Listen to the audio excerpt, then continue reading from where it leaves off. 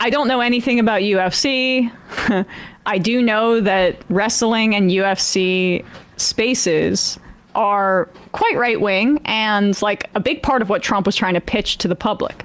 And I just want to qualify that the person we're about to play, he's a conspiracy theorist in a number of ways, but like it doesn't matter. This is satisfying. Right. Like, so I'm not endorsing this guy's politics, like whatever. I don't know much about him as a human being, but I really liked how hard he went at Elon Musk. Great sentiment here.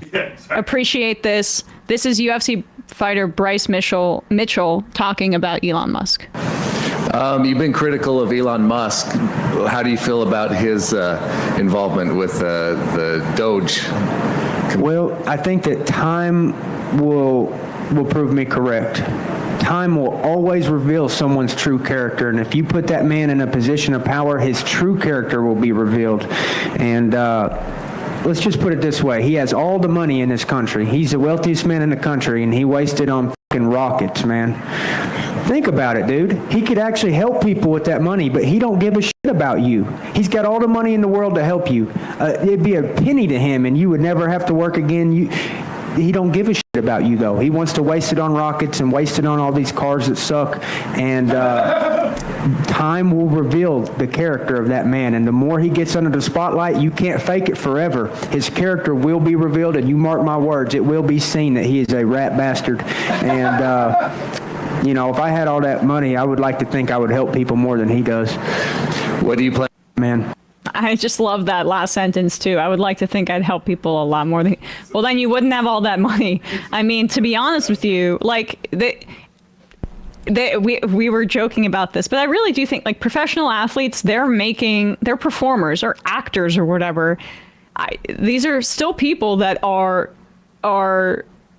working for a living. They just don't own the means of production. And often know people who, unlike, people who come from more professional backgrounds, right? They generally know people who are extremely under, economic pressure. And often they are reliant. Athletes are the meal ticket sounds insensitive, but really just like to help the rest of their family to support them. This is sometimes what the economy of these professional athletes becomes, right? Especially in sports where they come from disproportionately lower income, like football versus hockey, for example. And in fight sports. And fight sports. And also, especially in this kind of applies to acting in a way too, but it's also in sports. And if you don't necessarily come from a lineage of former athletes or former people in the field who have either that institutional knowledge / backing / financial security. Yeah. You are the one basically being like, okay, I'm getting my money from my contract, et cetera, et cetera.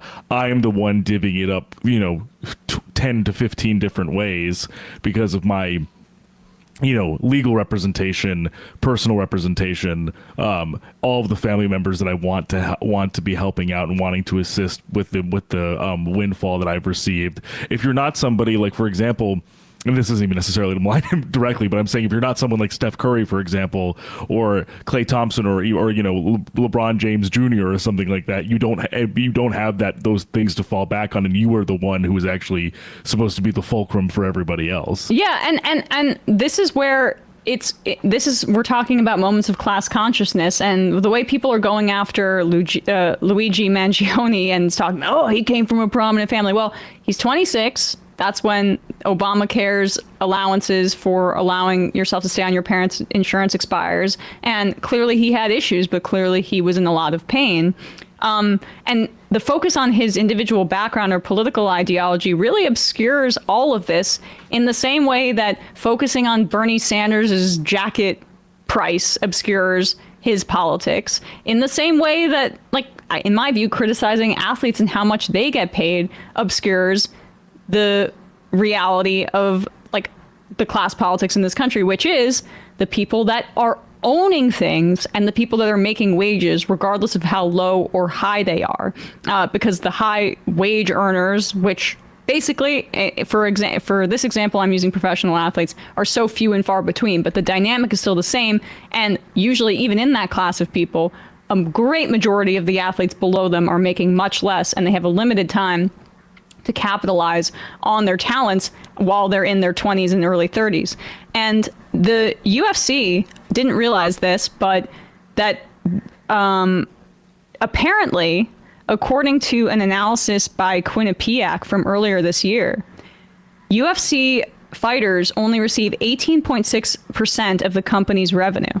And you compare that to the NBA, NFL, MLB, and NHL, they share 50% of revenue with the players. And you know why that is? Because they have unions and the collective bargaining agreement. The UFC, no. Wrestling as well, independent contractors, they have union busted and made it so that it's a similar dynamic here where they can extract even more wealth off of these guys I've talked and about women. Yeah, I've talked about this clip before, I think, on the show. Like, a Fox anchor was interviewing Bailey, this very, very well-known WWE superstar, and she basically talked about how she's literally on the road 7 days a week, going to dark shows that aren't broadcast on TV, then to another live taping, then to another live taping, then to a pay-per-view. She's literally traveling 150 days a year, or 200 days a year. And the Fox anchor, having no idea, literally joked and was like, "Man, how does your union allow this?" And the woman goes, Bailey went, "We don't have a union." She goes, "Oh, whoops." because she didn't want to actually highlight the fact that they didn't have a union. Yes, exactly. And the point really is that, to bring it back to Elon Musk, union buster, billionaire freak. In the same way that he tried to bust the unions of the people that were trying to organize for better conditions in his facilities, it's the same dynamic, even if they're more visible, even if they're making more money, with the UFC guys who are unable to organize because of their awful bosses, who, again, they're reliant on, no matter how high or how low, for a paycheck. I just want to make a point about sort of political propaganda. Some people are aware that that's a value-neutral term. The idea that we look into whether it's Luigi or this guy for like the bad takes, you're not St. Peter manning the pearly gates, okay? Like what? That's not relevant. Like, we don't need to look into people's background. Like, we're not. This isn't the role model suggestion report. Okay, we're talking about politics here. Role model suggestion report. This is pretty good. Pretty good. Should we title that's the episode of the show today? Actual role model suggestion warrior.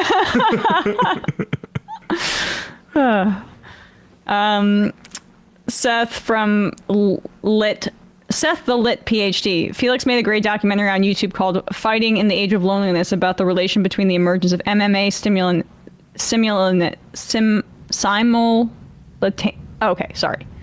with the emergence of MMA simultaneous with the rise of private equity. MMA developed as a sport in the 80s, unlike other major sports that came in the age where worker rights were more central.